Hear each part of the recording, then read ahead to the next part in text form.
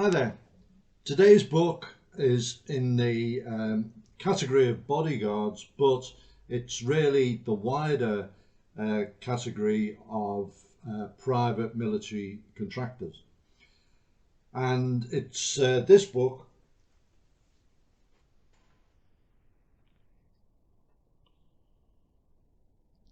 Guns for Hire by Tony Geraghty. Now, we previously reviewed his book, The Bullet Catchers, which is the world of close protection. And Tony Geraghty, whose background includes serving in the parachute regiment and being an officer in the Royal Air Force before becoming a foreign correspondent and defence correspondent for newspapers, has a really good network of contacts and is really able to put a very detailed book together on this subject. And he introduces it by laying out the relationship between the British government and certain entities and interests in the UK and the military establishment, and how they got together to put private contractors in the field in various places. And some of this was done at the very highest level, with government ministers being involved and so on. So the first real part of the book covers mercenaries, which was the old term, and the crucible for all that was Africa. 1961, the Congo, Belgium had pulled out and had been seceded, and it was in turmoil, and there were massacres, and the European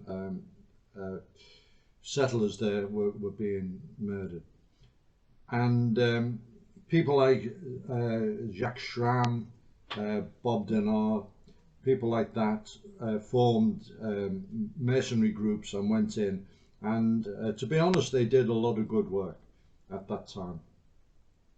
64, you had Mike Hoare forming his Congo mercenary army, and his career went on for many years until the debacle in the Seychelles. For decades, Africa really was the centre for mercenary operations. Places really were it was noted for being the magnet that attracted mercenary soldiers, and it really, the low point was Angola. Similar situation to the Congo. Portugal had pulled out, and they'd done it prematurely, really, both in Angola and Mozambique, because of a change of government back in Portugal. They went to a socialist government, just got rid of the colonies, and it was a mess. And there was recruitment.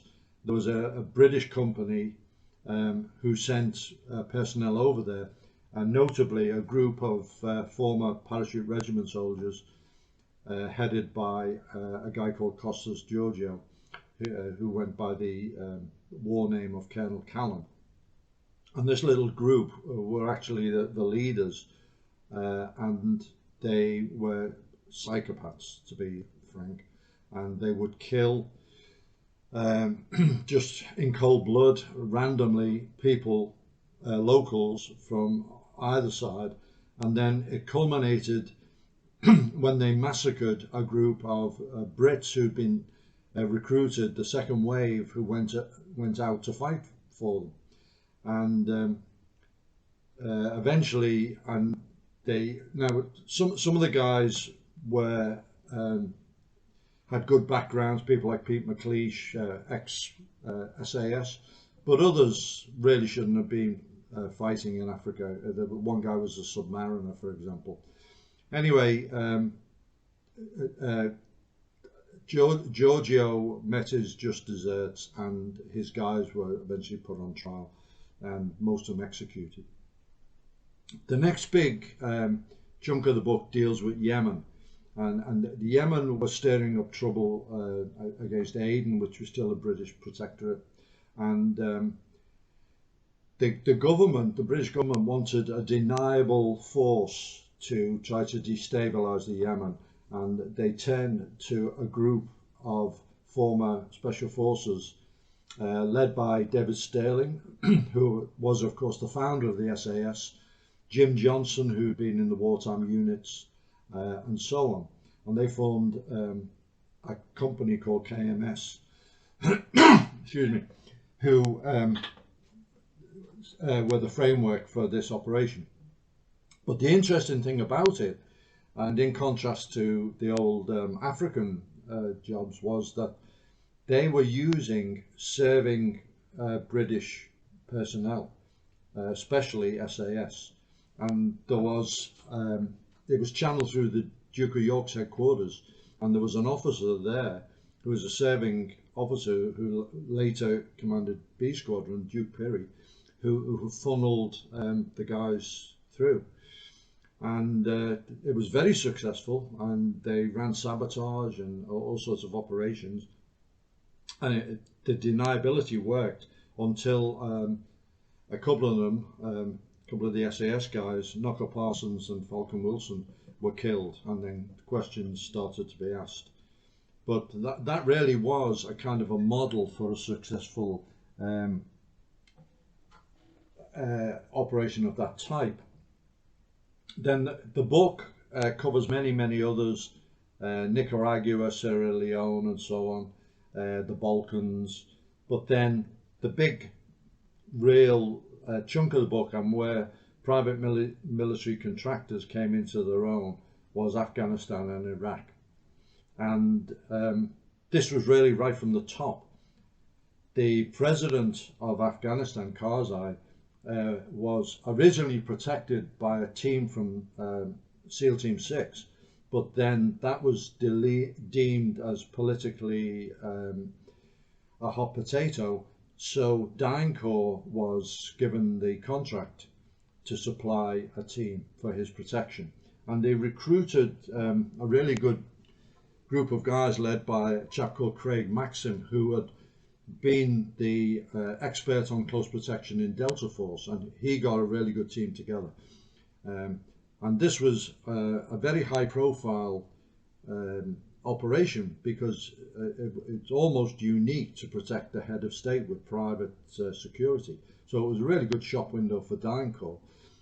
But the bean counters, as always happens, had their say, and they started cutting costs and cutting the guys' leave and conditions and so on. And Maxim, people of his stature, won't put up with it, and he just told them to ram the job, and he pulled the team. And so they had to find people who were willing to toe the line and accept second best. Similarly, in Iraq, the coalition leader, Paul Bremer, was protected by a team from Blackwater. And I've reviewed the book written by Frank Gallagher, who was the team leader, which is an excellent book, and they did a really good job. At first, in Afghanistan and Iraq, the protection jobs were very highly paid, and they all went to people with appropriate experience, mainly special forces or military close protection guys. But as the commercial interests expanded, they needed more and more guys. It became a numbers game, and they eventually started recruiting large numbers of third whale personnel who would deploy on the cheap. So that really changed the nature of the game.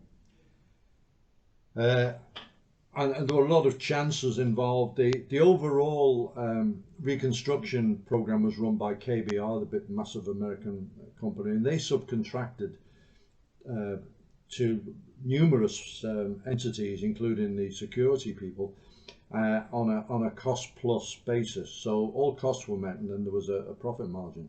So there was no excuse for skimping on anything, and yet these security companies would promise the guys that they would have level 6 armored vehicles, they would have the latest assault rifles and so on, and they ended up running around in soft skin vehicles with any kind of old AK that could be dug up from some stockpile somewhere.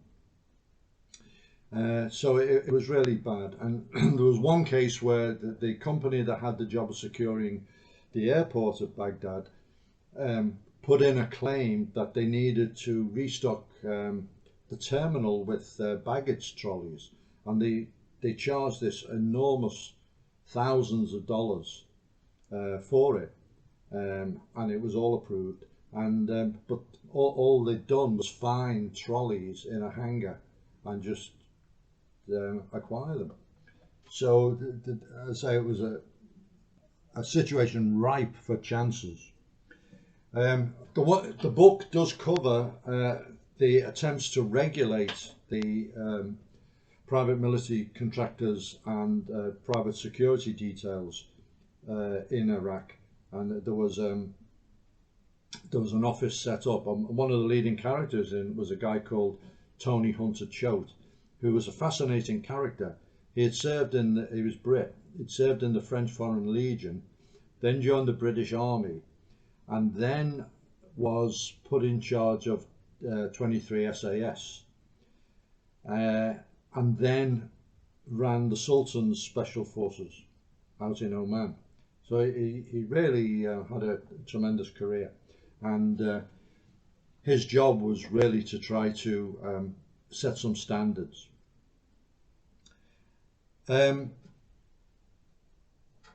Really, if you look at private military contracting as a whole, they, from the Congo right through to Syria, they have quite often done a lot of good. They've been a force for good, but there can be problems. For example, in the military, before an operation, they will rehearse, they will train, they will do a workup cycle, which can be very, very extensive. That does not happen usually in the private commercial world. It's a lot of stuff's done off the cuff. Kit can be great. You can be issued really good stuff, or it can be, as I've said, absolutely abysmal, scrounged items. Your logistics, leave cycles, medical backup, insurance, all these things can be lacking in the commercial world. Then you've got the guys. Many of the guys in the commercial world are excellent. They've got really good backgrounds and they're good at the job. But there are people that you have to question. Why, if they're of an age where they're still able to be operational, why have they left the military? What made them leave? Were they dissatisfied? Were they kicked out? Did they have drink, drugs, discipline problems? Did they have an adequate military background to do that job? So some of the problems of private military contractors can be traced to the personnel that's being used, particularly if they're put in leadership positions. Anyway, the book, it's quite a thick book. It's very detailed, some decent photos in there as well, and it's certainly one of the best things on the subject. There are some other books which take a very, very left-wing look at private military contracting, but Tony Geraghty, with his own background, has given us a much more balanced view.